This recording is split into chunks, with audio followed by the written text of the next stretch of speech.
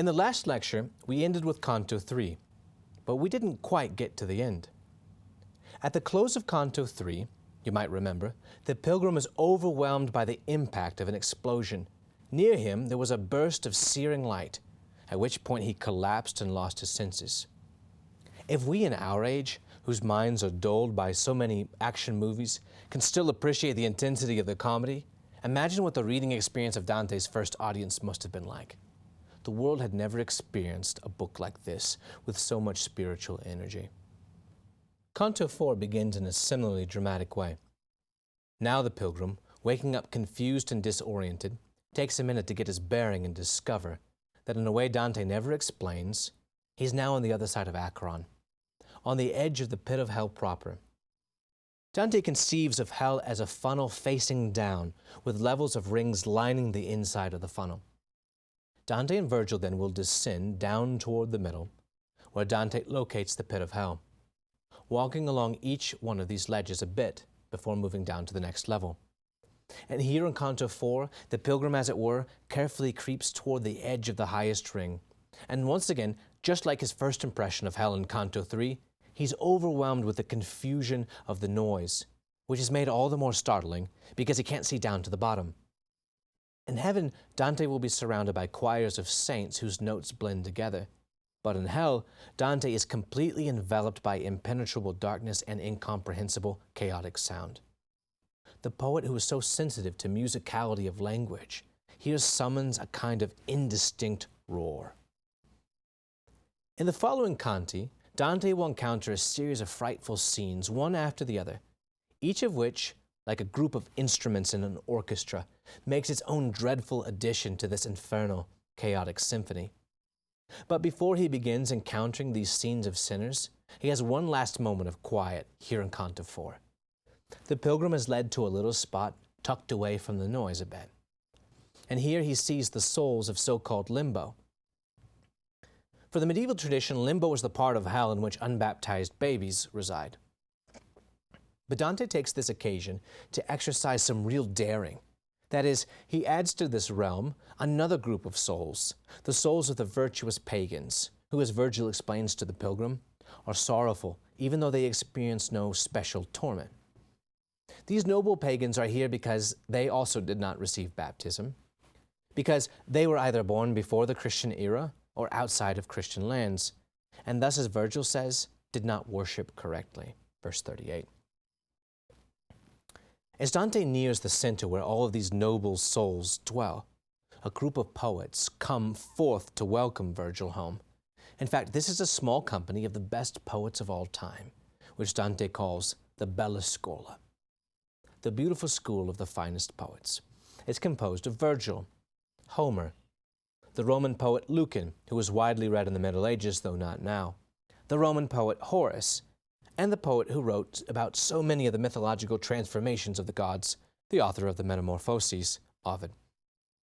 For the medieval mind, these writers were as authoritative as you can get. These are the poets who understand the secrets of the world, who had profound insights into how to live well and build a character, and those whose words, again, could inspire imitation. But they were also writers unavailable to many medieval men and women because they wrote in the learned language of Latin. Here then Dante makes a remarkable comment, and then gives himself an extraordinary compliment. The group of poets, of course, welcomes Dante warmly, and then seemingly elects Dante to become a member of this most exclusive bunch. They showed me greater honor still, for they made me one of their company, so that I became the sixth amidst such wisdom. My students always comment on this line. They think Dante here is a bit arrogant. Here the poet who constructs the story is able to pay himself such a high compliment. But then Dante follows that terzina up with another fascinating comment. Thus we went onward to the light, speaking of things that are here best unsaid, just as there it was fitting to express them. This is one of many perplexing remarks in Dante, in which he tells us that he had some secret conversation. But most of these conversations seemingly pertain to the art of poetry. Dante likes to portray himself as taking the opportunity to apprentice himself to the old masters. Thus, although it is true that Dante boasts, he at least does not boast emptily. behind his claim to be one of the best of poets even from antiquity, is the reality of thousands of hours of sitting down to the slow, quiet work of crafting the individual lines of his poem. Indeed, Dante seems to have sifted and picked out the words of his poem one by one. And thus, although it certainly is the case that Dante Alighieri did not lack self-confidence, beneath that bravado, we find a kind of veneration and reverence for antiquity. Dante really thought that sitting quietly with the old masters could result in wisdom.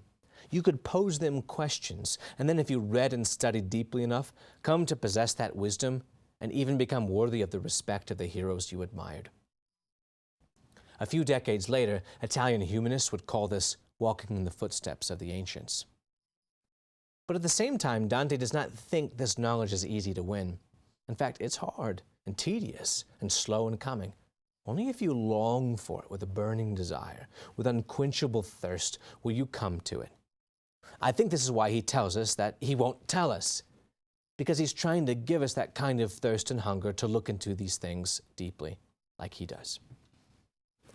In the third narrative block of Canto 4, that is, after he meets the poets of the Bella Scuola, something amazing, at least amazing for a medieval intellectual, happens.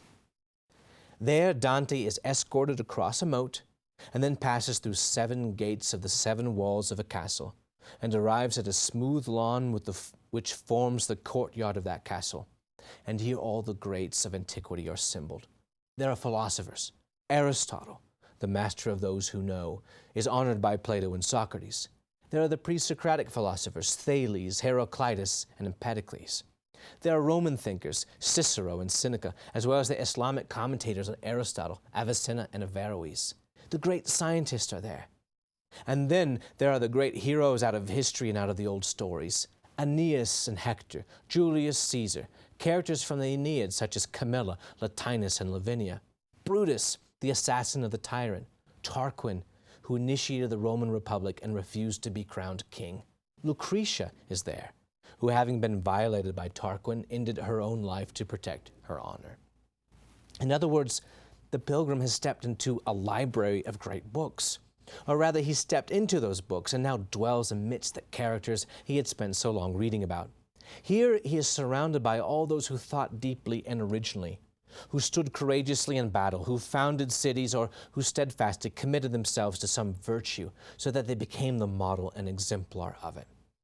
This is indeed an extraordinary moment for the pilgrim, and although we don't get a description of his reaction, we can imagine him with mouth open and eyes wide, absorbing it all, barely able to believe that he has stepped back into this distant world.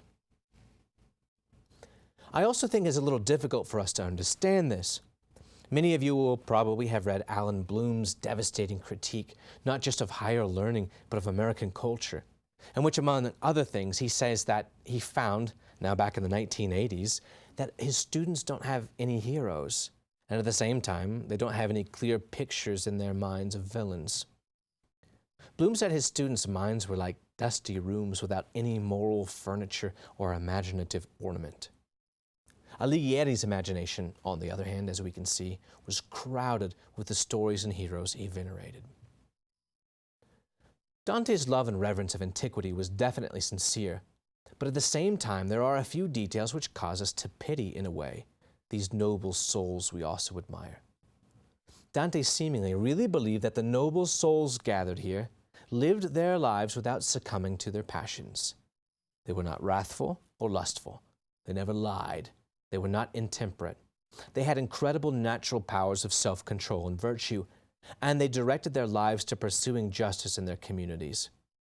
But at the same time, we hear in verse 84 that their countenances were neither sad nor joyful, and that they were people with grave, slow-moving eyes and visages of great authority who seldom spoke.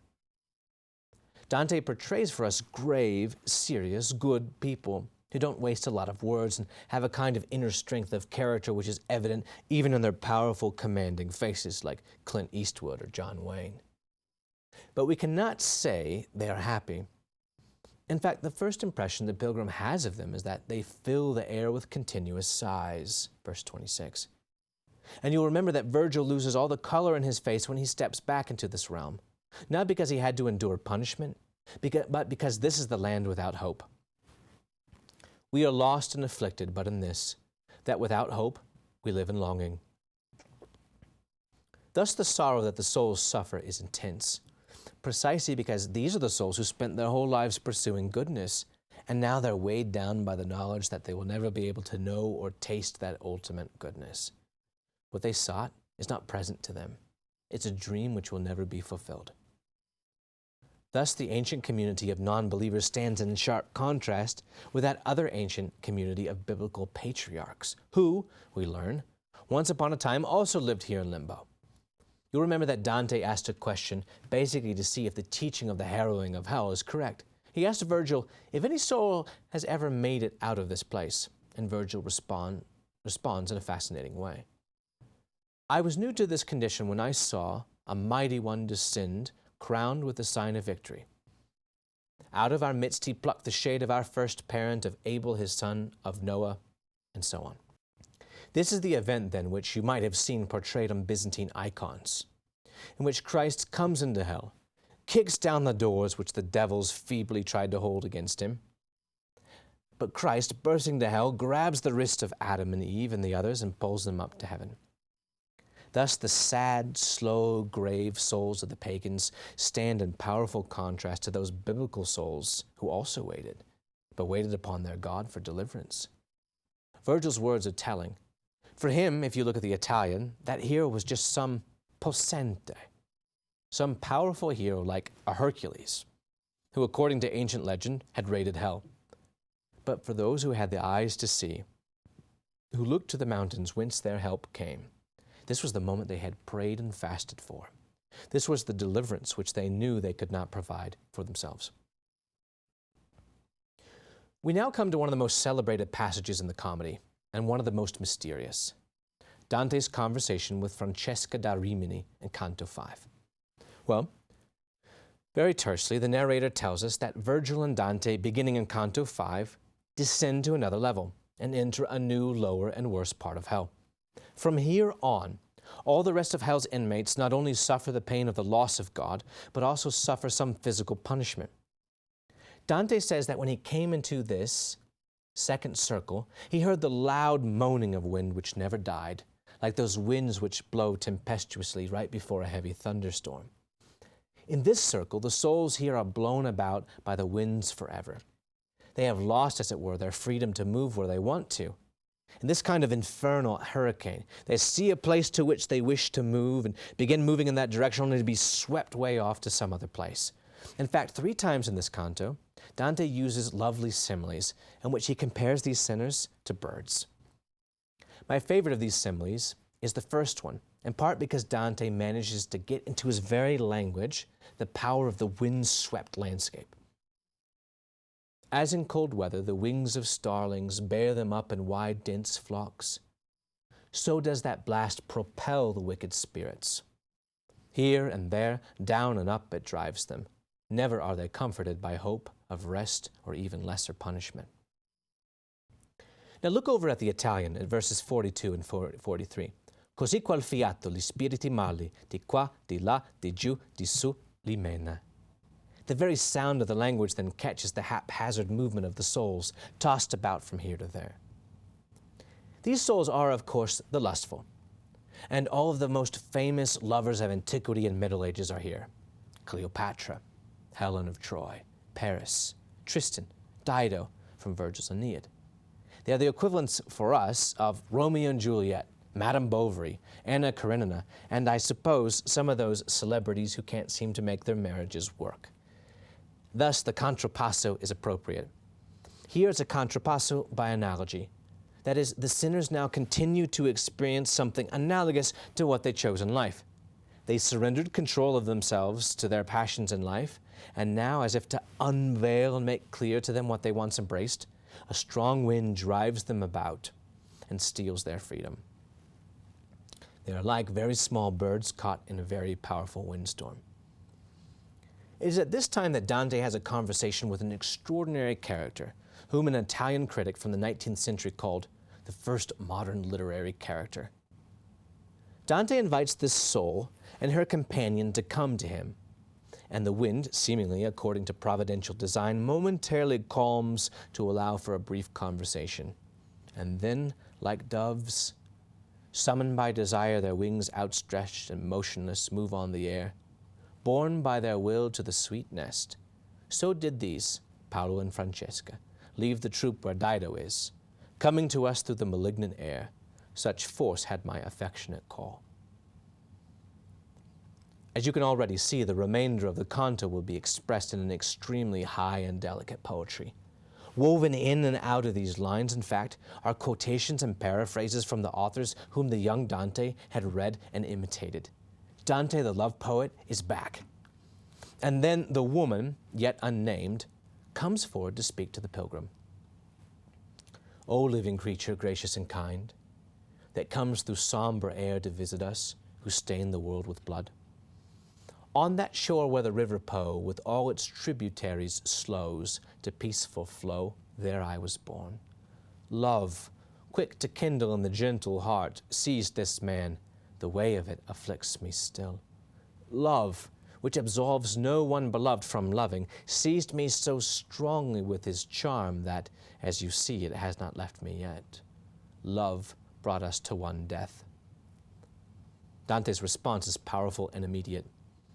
In answer, I replied, "Oh, how many sweet thoughts, what great desire have brought them to this woeful pass."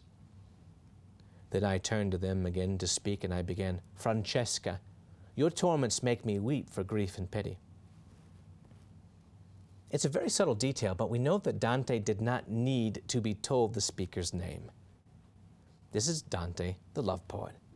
Because he was a great master of the courtly love tradition, even just a couple of details sufficed for him to know exactly to whom he was speaking. This is Dante's stuff, the stuff he read and thought about all the time as a young man. And note, too, the delicate rhetoric of Francesca's speech. She uses a rhetorical device called anaphora, using that key word, love, to introduce the three terzine of her speech. Amor, line 100. Amor, line 103. Amor, line 106. Clearly, love was the ruling force of her life, the only reality to which she paid attention. And then Francesca makes an argument suspiciously similar to Dante's youthful description of love. If you truly have a noble heart and someone falls in love with you, you cannot help but to return his or her love. Love seized me and wouldn't let me go, just as my beautiful form struck Paolo and he couldn't but love me. Well, Dante wants to hear the sad end to such seemingly a noble beginning.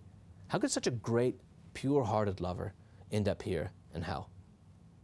Francesca concludes her story. One day, to pass the time in pleasure, we read of Lancelot, how love enthralled him. We were alone without the least misgiving. More than once that reading made our eyes meet and drained the color from our faces. Still it was a single instant overcame us. When we read how the longed-for smile was kissed by so renowned a lover, this man, who never shall be parted from me, all trembling kissed me on my mouth. A Galeotto was the book, and he that wrote it.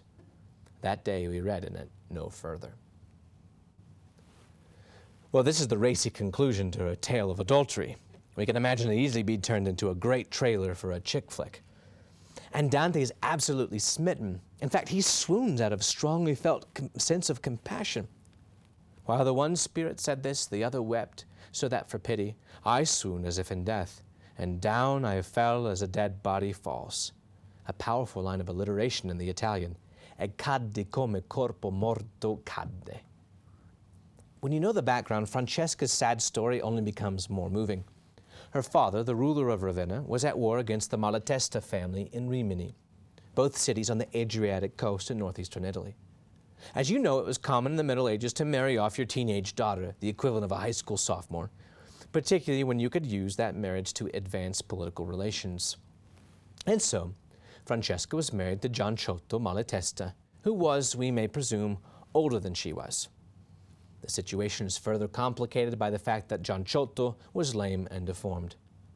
Thus, Francesca found herself married to an older man whom she did not choose, whom she did not love, and perhaps to whom she was not attracted. And then along came the handsome younger brother, closer to her age and more to her liking, Paolo Malatesta. Francesca concludes her tale by famously describing her afternoon reading with Paolo. They were reading an old French courtly romance which described the adultery of Lancelot and Arthur's wife Guinevere. And right at the moment in which Lancelot and Guinevere kiss, Paolo and Francesca decide to close their book, and one thing leads to another. Eventually they were caught together by Francesca's husband, who murdered them both. It is indeed a fascinating scene which raises a number of questions. Why would Dante portray the sin of Francesca so sympathetically? Is this the story of the tragedy of Francesca? Is her sad tale a story of how unavoidable circumstances in her life left her only one option, to follow her heart to find happiness? Well, perhaps you won't be surprised to hear that, again, Dante does not give us an easy answer. He wants us, I think, here to be bothered by this passage and to be moved by the story. It's another rock in the shoe which is going to wear away at you. We'll have a chance to return to this event when Dante invites us to do so in Paradiso. But let me make two quick points now. The first is that Dante subtly points out that Paolo and Francesca did not finish the tale. That day we read in the book no further, verse 138. They did not read to the end of the story, which is interesting, because if they had, they would have read about the humiliation that Lancelot and Guinevere brought upon themselves through their adultery. They would have read about their friendships and their liaison shattered. Secondly, we can note that this is another instance in which sinners in Dante's hell get exactly what they think they want. There's no more pesky God or irritating church or guilty conscience to try to deprive you of what you want. And so here, Francesca and Paolo get one another and remain together forever, clinging to that one thing which they chose and continue to choose to the exclusion of all else. When you think about it this way, the charm and romance of Francesca's story begins to unravel a bit. And although we might at a certain level admire the passion of Francesca's love, in the end we have to admit that it is the only thing she does love. She has rather an idolatrous love, in that she loves one thing to the exclusion of everything else in the universe. In a fascinating way, then, it seems that Dante has set the groundwork for a critique of Francesca's love. It's not that she loved too much and had too great passion, but that she loved too little. Well, although I hate to do it, we cannot continue to walk through Dante's Inferno canto by canto at such a leisurely pace. Although Dante's poetry, as I hope you are now beginning to see, is so exceptional that each canto could easily sustain a full lecture. But for reasons of economy, we have to move and cover the next 5 canti as a block, from canto 6 to 10. In canto 6 and 7, Dante visits 2 more circles.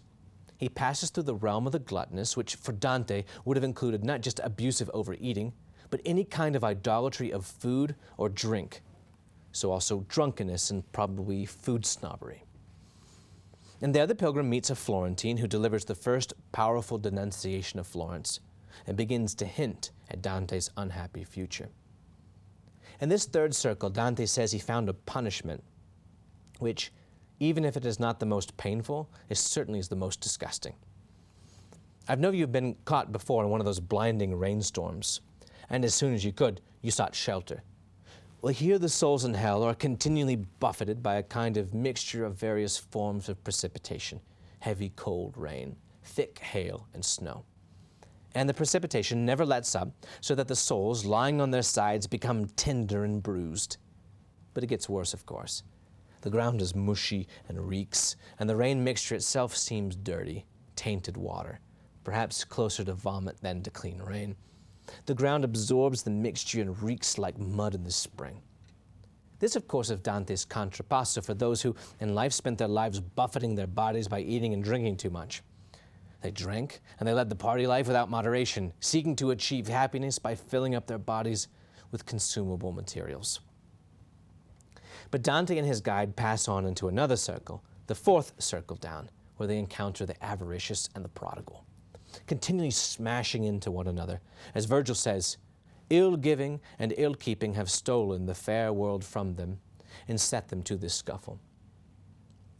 Paradoxically, placed into the same circle are those who wasted away through lavish spending those things that they had, as well as those who gathered up wealth and good things and hoarded it up out of fear of losing it. The man with all the credit card bills and the stingy man who prides himself on never spending a penny here together. On the surface, it would seem that these two sins would be the exact opposite, and thus might deserve different places of punishment. But Dante, along with the classical tradition extending back to Cicero and Seneca, sees a secret connection between them. Both groups, if I may, committed sins against rest. If you've ever taken a child to a toy store, then you can understand perfectly what the ancients understood about the vice of avarice. The ancients used to say that avarice makes a man poor even when he is rich, which is to say that the avaricious man, even as he receives something good, can't fully enjoy it because he's thinking about the next thing which he needs before he can rest from desire. Just as the kid, upon whom you've just spent $50 on, leaves the toy store, fistful of good things, talking about what she wants the next time she gets to come. Thus the avaricious man, the ancients said, makes himself poor in the sense that he becomes incapable of enjoying the wealth he possesses because he cannot think about anything else except the wealth he does not yet have. The prodigal man cannot rest in beautiful things of the world because he himself is always in pursuit of big spending and high action. He never rests. And the avaricious man also never rests in the good things he possesses because he's constantly trying to save up enough against some unforeseen disaster.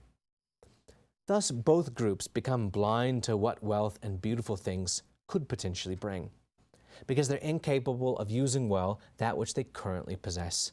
They're always locked into worrying about the future. And Dante neatly captures the burden of things by describing the punishment of the sinners.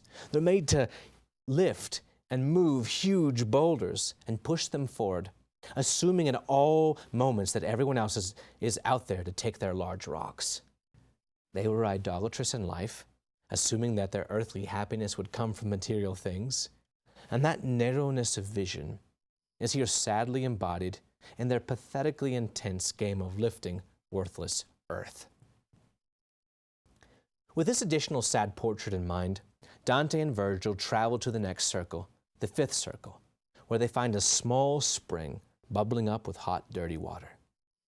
The water, though, flows down and collects in a miry swamp. This is where the wrathful are punished. Again, Dante's brilliant imagination creates a precise topography. The poet creates an infernal landscape which externalizes the interior condition of the wrathful.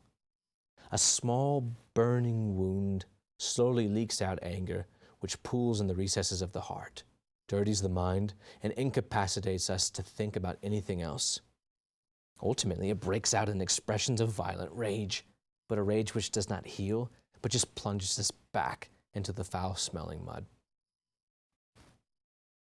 After this quick tour of these three groups of sinners, the pace slows down as Dante and Virgil are ferried toward the eerie city of Dis. They have ample time to survey the city as they approach it, while on the small skiff. Dis's walls are made of iron, and tall towers can be seen within those walls. They're like minarets, which extend high up into the air, and seemingly, they're all alight with flickering fire. But more terrifying for the pilgrim is his discovery that on top of the walls, there's a host of evil guardians watching over their city, like knights protecting their castle from a siege. Dante says that there were more than 1,000 of these infernal creatures, demons, unclean monsters from ancient mythology of all types. And they taunt the pilgrim as he approaches. "Let him come up alone," they say. When the pilgrim hears this, his resolve is again shaken. He in essence says to Virgil, "Master, if they don't really want us to move forward, let's just retrace our steps and go back." But Virgil, the magnanimous poet who had written about heroes who were undaunted by such obstacles, steps forward, seemingly with the same confidence of his own ability to clear the path before him that he had previously used with success. You'll remember that he yelled out to Plutus, who was the guardian to the realm of the avaricious in Canto 7, "Silence, accursed wolf! Let your fury feed itself inside you. Not without sanction is this journey down the pit. It is willed on high where Michael did avenge the proud rebellion." and Plutus crumpled like a sail when the mast snaps. When they encountered Cerberus at the beginning of Canto 6, in the circle of the gluttonous, Virgil gathered up some dirt in his hand and threw it into the mouth of the howling dog, which quieted him down as he ate the filthy mud. At the beginning of Canto 8, Phlegyas speeds up in his skiff, thinking he's caught them unawares, and screams, "Now you're caught, damned spirit."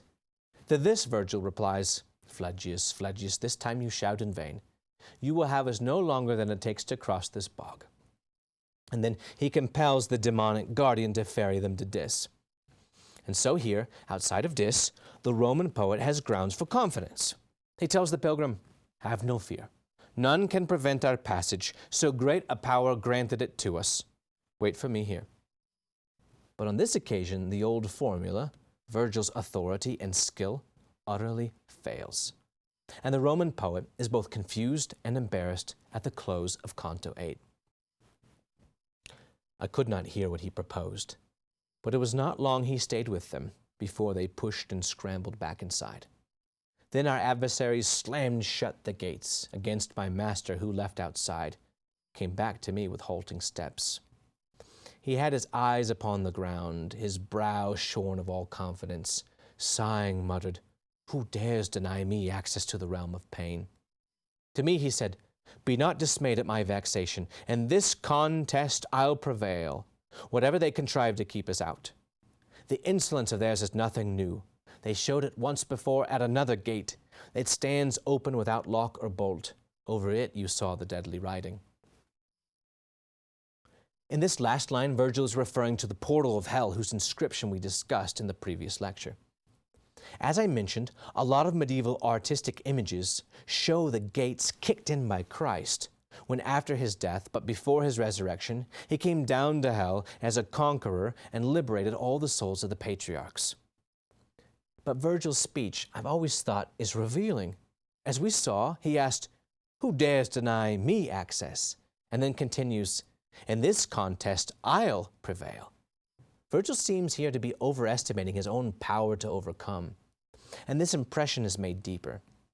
The two travelers are left outside of the gates, unsure of what they are to do, and we can feel Virgil's anxiety, as if he's noting the ticking away of time. At the beginning of Canto 8, we hear Virgil, in fact, arguing quietly with himself. Yet we must win this fight, or else such help is promised us. How long it seems to me till someone comes.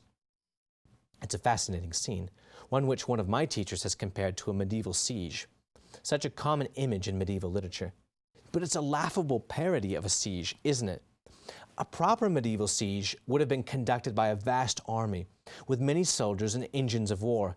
Instead, we have just two dudes, two unarmed travelers standing outside a huge bolted gate which is defended by thousands of guardians. And seemingly, some of these monsters are such a threat that even one alone could undo the pilgrim. One such enemy, the legendary Medusa, who, it was said in the ancient poems, could turn into stone anyone who looked upon her, appears on the wall. And Virgil frantically bids Dante cover his eyes with his hands.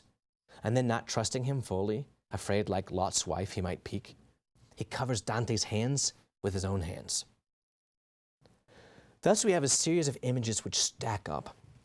All kinds of question marks. Why does the divinely appointed journey halt here? Why does Virgil, the poet of magnanimity and eloquence, fail? Who's Medusa? And why is Virgil scared witless on behalf of Dante? And in fact, Dante seems to build these interpretive mysteries into his poem, precisely in order to get us to ask such questions. Notice he appeals to the reader right in the middle of these textual puzzles, at verses 57 to 63. O you who have sound intellects, consider the teaching that is hidden behind the veil of these strange verses. Dante addresses his readers, then. He asks them to dig. He asks them to lift the veil which hides some mystery underneath. And it is right after this famous address to his readers, in which we have one of the most sublime moments in the comedy.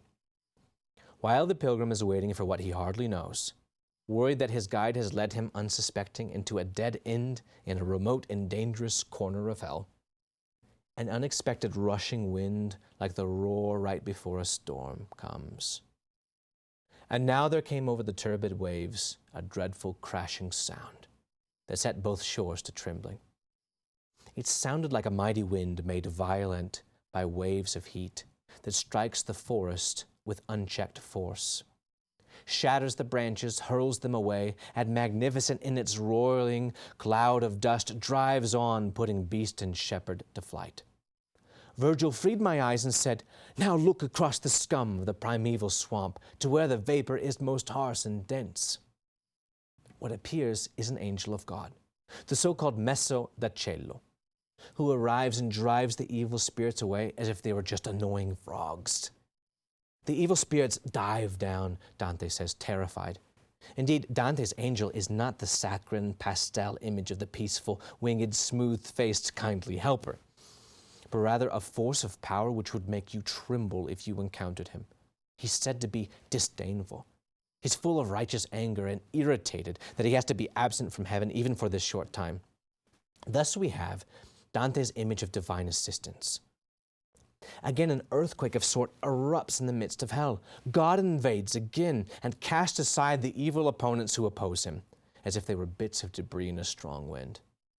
When the angel comes, he addresses the demons with infinite sarcasm. Ah, how full of disdain he seemed to me. He came to the gate with a wand, opened it, and there was no resistance. "O outcast of heaven, race despised," he began on the terrible threshold. "Whence comes this insolence you harbor in your souls? Why do you kick against that which can never be severed from its purpose, and has so many times increased your pain?" Interestingly, the angel's words not only echo Virgil's previously successful formula. He rebukes them for kicking against that will which never can be severed from its purpose. But he also speaks with a new authority. His language echoes Psalm 2. "Why do the heathen rage, and the people imagine a vain thing? The kings of the earth set themselves against the Lord, and against his anointed. He that sitteth in the heavens shall laugh. The Lord shall hold them in derision. Then shall he speak unto them in his wrath, and vex them in his sore displeasure." What I think we have here is an exemplification of the limitations of the natural gifts of prudence, learning, and courage. Such powers can accomplish much, but in a moment in which the divinely appointed mission stalls, God's added strength comes with an unexpected hurricane-like force which scatters all evil before it. What appeared so formidable now is swept away like debris. What is important to notice as well is that this is the threshold. When the travelers cross it, they will be in deep hell. But fascinatingly, this is the threshold that Aeneas was not allowed to cross. Dante seems to have remembered a fascinating set of verses from the Aeneid in Book 6. We can only read part of it, but note that the words are spoken by Aeneas' own guide, the prophetess, the Sibyl. She says to him, "This is the place where the path splits itself in two. There on the right is our road to Elysium that runs beneath the walls of mighty Dis. But the left works punishment on the wicked and sends them on to godless Tartarus." Aeneas suddenly looked back, and below the left-hand cliff, he saw wide battlements surrounded by a triple wall. A gate fronts it, vast with pillars of solid steel, that no human force, not the heavenly gods themselves, can overturn by war. An iron tower rises into the air, and seated before it, groans came from there, and the cruel sound of the lash, then the clank of iron and dragging chains. Then the prophetess began to speak as follows. "Famous leader of the Trojans, it is forbidden for the pure to cross the evil threshold. All of them dared monstrous sin and did what they dared. Not if I had 100 tongues and 100 mouths, a voice of iron, could I tell all the forms of wickedness or spell out the names of every torment." Clearly, Dante has been inspired by this passage of Virgil, but it's also clear that he's rewritten it. Virgil, for instance, borrows a detail from the archaic Greek poet Hesiod to make this deep hell, this Tartarus, a place which is fearful even to the gods. It's radically off limits. And thus the classical hero, Aeneas, is never allowed to go within. But Dante the pilgrim will. He will see what lies at the bottom of the human heart. Fascinatingly, for the Christian, real purity cannot be achieved unless the heart is explored down to its base. The monsters like Medusa have to be called forth and made to emerge. Thus, in the next 25 canti, Dante will be exploring new ground which neither Aeneas the hero nor Virgil the poet had previously trod.